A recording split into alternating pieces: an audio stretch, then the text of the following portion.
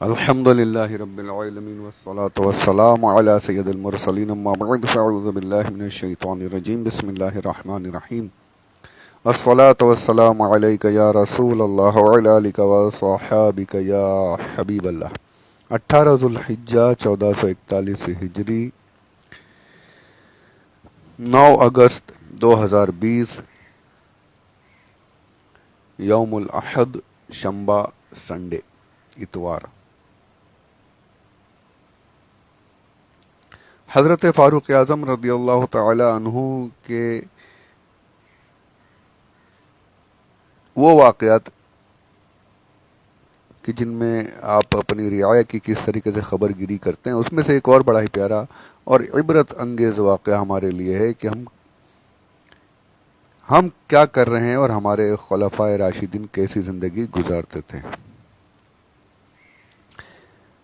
ایک مرتبہ آپ ایسے ہی اپنے ایک ساتھی کے ساتھ، جو ان کے خادم ہوں گے، جو ان کے ساتھ میں رہتے تھے، ان کے ساتھ اسی طریقے سے مدینہ المنورہ کا دورہ فرما رہے تھے رات میں، کہ دیکھا ایک گھر میں کچھ ہلکی سی روشنی ہو رہی ہے اور کچھ آوازیں بھی آ رہی ہیں۔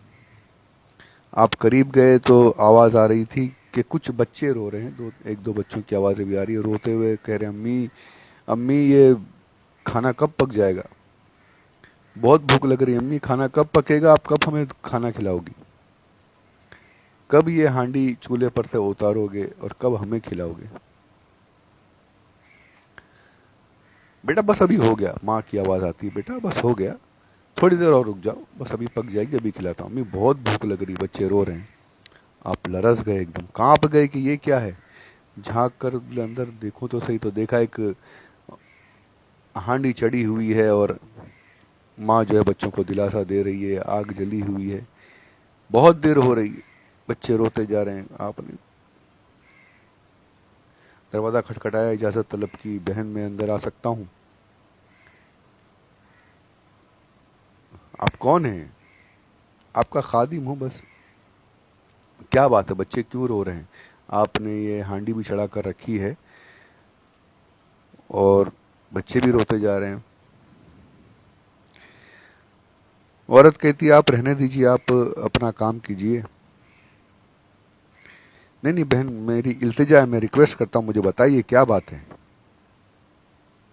اپنا ہمدرد سمجھیے، مجھے بتائیے کہ آخر ہوا کیا۔ عورت کہتی میں بہت غریب اور غمزدہ ہوں اور حیران ہوں، ان بچوں کے لیے بڑی پریشان ہوں، مجھے عمر سے، امیر المومنین سے بہت شکایت ہے، وہ ہمارے خلیفہ ہیں، ہمارے امیر ہیں، اللہ نے انہیں ہماری حفاظت کے لیے بنایا ہے، اور انہیں یہ بھی نہیں پتا کہ ان کی رعایا میں ایک غریب اور بیوہ عورت ہے، وہ اس کی بھی خبر گیری نہیں کر سکتے۔ میرے پاس کوئی کھانے پینے کا انتظام نہیں ہے، میرے بچے اور میں فاقے سے ہیں، بچے روزانہ بھوکے رہتے ہیں، تڑپتے ہیں۔ آج یہ بہت زیادہ رو رہے تھے تو ان کو بہلانے کی خاطر میں نے یہ جو چولہے پر ہانڈی ہے، اس میں کچھ نہیں ہے، صرف آگ پر میں نے رکھ دیے، بچوں کو تسلی دے رہی ہوں کہ ابھی بس کھانا پک جائے گا، کھلا دیتی ہوں، یہ صرف ہانڈی رکھی ہے، اس میں کھانے پینے کی کوئی چیز نہیں ہے، تسلی دے رہی ہوں، بچے رو رہے ہیں، روتے روتے سو جائیں گے، کل صبح ہوگی، کل کا پھر کل کچھ دیکھیں گے، فی الحال ہمارے پاس کھانے کے لیے بھی کچھ نہیں ہے، اور یہ کھانا بھی نہیں پک رہا ہے، صرف تسلی دے رہی ہوں۔ اور آپ لرز گئے کہ یہ کیا ہو رہا ہے، یہ کیا ہو رہا ہے، یہ میری رعایا، میرے خلافت میں رہنے والوں کا ایسا حال ہے۔ فوراً واپس چلے گئے، فوراً گئے اپنے ساتھی کے ساتھ میں، بیت المال سے بورے میں کھانا، چاول وغیرہ سب بھرا، کچھ رقم بھی رکھی اور کاندھے پر اٹھا لیا۔ آپ کے جو ساتھی تھے، ارے امیر المومنین یہ آپ کیا کر رہے ہیں، مجھے دیجیے، میں اٹھا لیتا ہوں۔ کہتے ہیں افلاح، ان ساتھی کا نام تھا، ان سے کہتے ہیں کہ یہاں تو تم اٹھا لو گے میرا بوجھ، قیامت میں کیا تم اٹھاؤ گے؟ میرا بوجھ تو مجھے ہی اٹھانا نا قیامت میں، رہنے دو۔ تیزی کے ساتھ بورا وغیرہ لے کر کے اس عورت کے گھر میں دوبارہ آئے، کھانا وغیرہ جو خود ہی ہانڈی میں پکانا شروع کیا بچوں کے لیے۔ عورت کہتی ہے آپ کیا کر رہے ہیں، فرشتہ صفت انسان، یہ آپ کیا کر رہے ہیں؟ بہن مجھے میرا کام کرنے دو، اب بچوں کو تسلی دو، بس ابھی بس کھانا پک رہا ہے اور تمہیں دیتا ہوں.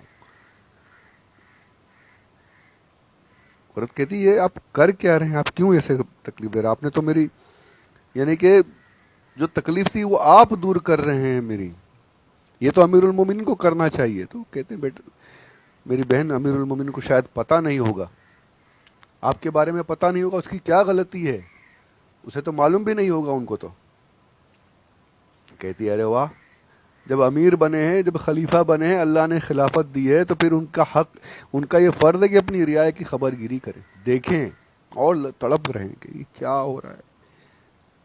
دل میں یہی خیال کہ کسی طریقے سے عورت راضی ہو جائے، قیامت میں میرے خلاف کوئی بات نہ کر دے. یہ اتنی اونچی سوچ تھی لوگوں کی. کھانا وغیرہ پکایا، بچوں کے لیے رکھا، اور جو اناج تھا وہ سب بھی اس عورت کو دیا، اور کہا بہن بس ایک کام کرو کہ اگر تم اس چیز سے خوش ہو تو خلیفہ کو معاف کر دو، امیر المومنین کو معاف کر دو، اسے پتہ نہیں ہوگا.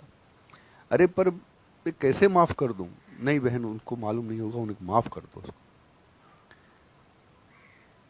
اچھا چلیے آپ کہتے ہیں تو آپ کے کہنے پر اپنے بھائی کی خاطر میں خلیفۃ المسلمین کو، امیر المومنین عمر کو معاف کر دیتی ہوں، پر یہ دعا ضرور کروں گی کہ اللہ اس کو خلافت سے ہٹا دے اور آپ کو خلافت پہ بٹھا دے، اس کی جگہ پر آپ مسند نشین بن جائیں، آپ خلیفہ بن جائیں. تو میری بہن تمہاری یہ دعا بھی قبول ہو گئی، میں اور کوئی نہیں، وہی عمر ہوں جو تمہارا گناہ گار ہے، تم نے اسے معاف کیا، دعا دی ہے، اللہ نے تمہاری یہ دعا بھی قبول کر لی، خلیفہ میں ہی ہوں. ارے وہ یا امیر المومنین مجھ سے غلطی، کوئی بات نہیں، غلطی مجھ سے ہوئی ہے، میں خبر نہیں رکھ سکا، لیکن اب تمہاری یہ تکلیف دور ہو جائے گی. یہ سچی حکایت میں یہ روایت ہے، دوسری کتابوں کے حوالے بھی دیے ہیں وہاں پر. تو سوچنے کی بات ہے کہ یہ اس طریقے سے خلافت ہوتی تھی، اور اسی لیے تو بے دھڑک کوئی باڈی گارڈ نہیں، کوئی حارس نہیں، کوئی سپاہی نہیں، ایسے ہی گھومتے ہیں، ایسے ہی آرام سے کہیں بھی درخت کے نیچے آرام فرما رہے ہیں، کیونکہ ہر ایک کا خیال رکھا جاتا تھا نا. آج یہ خیال نہیں رکھتے تو ان کو باڈی گارڈ پتہ نہیں کتنے بڑے بڑے قافلے، پورے ایک کار نہیں کئی کاریں، کئی جیپس وغیرہ ہوتی ہیں، پتہ نہیں چلتا کس میں بیٹھ کر چھپ کر جا رہے ہیں، مشین گنیں لے لے کر لوگ محافظین ساتھ میں ہوتے ہیں. ڈر ہے ان کو کہ کس کس کا حق دبایا، پتہ نہیں کون آ کر ہمارا گلا دبا دے. اللہ رحم کرے ہمارے حال پر، اور ان حکومت کرنے والوں پر، سب پر، چاہے مسلمان ہو اور غیر مسلموں کو، تو اللہ ہدایت عطا فرمائے. آمین بجاہ النبی الامین صلی اللہ علیہ وسلم. ایسا نہیں تھا کہ آپ نے صرف اسی اپنے وقت کے لیے سب کچھ کیا، اپنے وقت کے جو رعایت تھی ان کے لیے ہی کیا، جی نہیں، آپ نے قیامت تک کے لیے جو مسلمان آتے رہیں گے ان کے لیے بھی بہت کچھ کام کیے ہیں. سب سے بڑی چیز ایک تو، اور بھی بہت سی چیزیں، ایک سب سے بڑی کہنے کی جگہ یہ کہوں کہ ایک اور بہت بڑا اہم کام آپ نے یہ کیا ہے کہ تراویح کی جو جماعت آج ہم پڑھتے ہیں جماعت کے ساتھ، یہ حضور اکرم صلی اللہ علیہ وآلہ وسلم کے دور میں اس طریقے سے نہیں ہوتی تھی. سرکار جب تک با حیات رہے، ظاہری طور پر کچھ دنوں آپ نے پڑھا، صحابہ بھی ساتھ میں رہے، پھر آپ نے بند کر دی، اکیلے پڑھتے تھے، جماعت کے ساتھ نہیں پڑھتے. یہی سلسلہ رہا تھا تمہارے فاروق حضرت ابوبکر صدیق کے دور میں بھی. اور جب آپ کا حضرت امیر المومنین فاروق اعظم رضی اللہ تعالی عنہ کا دور آیا، آپ نے رمضان میں دیکھا کہ لوگ الگ الگ نمازیں پڑھ رہے ہیں، اچھی کثیر تعداد ہے، تو اب آپ نے یہ کہا کہ جماعت تراویح کی شروع کر دی جائے. بڑی تفصیل ہے اس میں. اور جب تراویح کی جماعت وغیرہ شروع ہوئی، پہلی جماعت جب ہو رہی تھی تو آپ آئے دیکھا کہ تراویح کی جماعت ہو رہی، تو آپ کے الفاظ ملتے ہیں کتابوں میں کہ نعم البدعۃ ھذہ، آپ نے فرمایا یہ بڑی ہی اچھی بدعت ہے.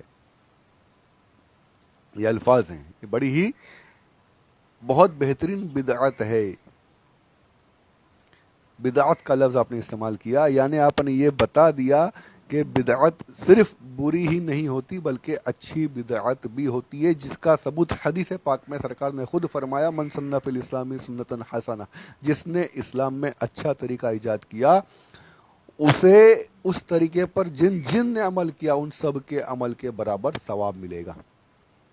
سبحان اللہ. یہ آپ نے کیا، حدیث پاک پر عمل کیا، جو جماعت حضور اکرم صلی اللہ علیہ وآلہ وسلم کے دور میں نہیں ہوتی تھی، وہ تراویح کی جماعت آپ نے قائم کروائی، آج تک ہو رہی ہے، قیامت تک انشاءاللہ ہوتی رہے گی۔ تو یہ سرکار کے دور میں نہیں تھا، آپ نے خلافت راشدہ کے دور میں، اپنے خلافت کے دور میں عمر فاروق رضی اللہ تعالی عنہ نے تراویح کی جماعت قائم کی اور اسے بدعت بھی فرمایا، اچھی بدعت فرمایا۔ تو پتہ چلا کہ بدعت صرف بری نہیں ہوتی، ہر چیز کو بدعت کہہ کر، گمراہی کہہ کر، گناہ کہنا یہ کسی طریقے سے بھی صحیح نہیں ہے۔ حدیث میں بھی میں نے پڑھی، حدیث میں بھی ثبوت ہے، صحابی کے عمل، صحابی بھی کون؟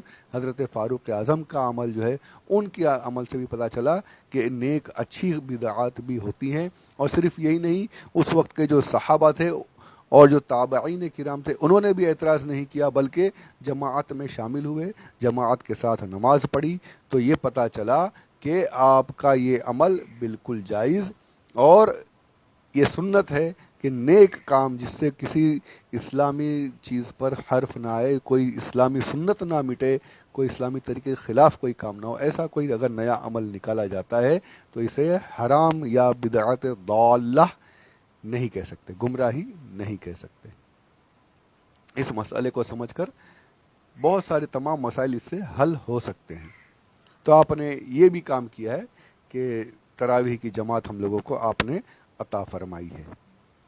ایک بڑا اور ایک بہت ہی پیارا، وہ جب تفسیر کا سلسلہ جب آئے گا تو اس میں انشاءاللہ جب وہ آیت آئے گی تو میں وہاں بھی پیش کروں گا۔ ابھی فی الحال یہاں بتا دیتا ہوں آپ لوگوں کو مختصر طور پہ کہ رمضان کا پہلے یہ حال تھا شروعات کے دور میں کہ کھانے پینے اور صحبت بیوی کے ساتھ جو اگر رہنا ہے تو اس کا وقت جو ہوتا تھا مغرب سے عشاء کا، بس اتنا ہی ٹائم، عشاء کے بعد پھر سے روزہ شروع ہو جاتا تھا۔ تو کچھ واقعات ایسے ہوئے کہ ایک صحابی مزدوری کرتے تھے، کھیتوں میں کام کرتے تھے، آئے افطار کا وقت ہوا، افطار کیا اور کھانے سے پہلے آپ کو نیند لگ گئی کچھ دیر کے لیے اور اسی میں عشاء کا وقت ہو گیا، پھر روزہ رکھ لیا اور کمزوری ہو گئی۔ اور پھر کچھ صحابہ کے ساتھ معاملات، بیوی کے ساتھ معاملات بھی ہو گئے، اس میں حضرت فاروق اعظم رضی اللہ تعالی عنہ بھی تھے۔ تو یہ دیکھیں، یہ کہتے ہیں خطا بزرگاں گرفتن خطا، اس کے بڑوں کی خطائیں نہیں پکڑتے، اس میں ہمارے لیے بہتری ہوتی ہے۔ اگر یہ سب نہیں ہوتا ان کے ساتھ تو ہم لوگ بھی آج پتہ نہیں کیسے رہتے۔ فاروق اعظم رضی اللہ تعالیٰ عنہ روتے ہوئے آئے حضور کی بارگاہ میں صبح میں، سرکار یا رسول اللہ علیہ الصلوۃ والسلام، ہم پر حد جاری کر دیجئے مجھ پر، اور دوسرے صحابہ جو تھے وہ بھی، جنہوں نے جو مطلب گناہ نہیں، مطلب اس وقت میں یہ تھا کہ منع کر دیا گیا تھا، بیوی کے پاس نہیں جا سکتے، رمضان کے راتوں میں بھی منع تھا۔ حضور ہم سے معاملات ہو گئے، سرزد ہو گئے یہ معاملات، ہم پر حد جاری کیجئے، ہمارے لیے دعا کیجئے۔ ہمیں یہاں آپ رو رہے ہیں، وہاں پر اللہ عز و جل نے مسلمانوں پر کرم فرمایا۔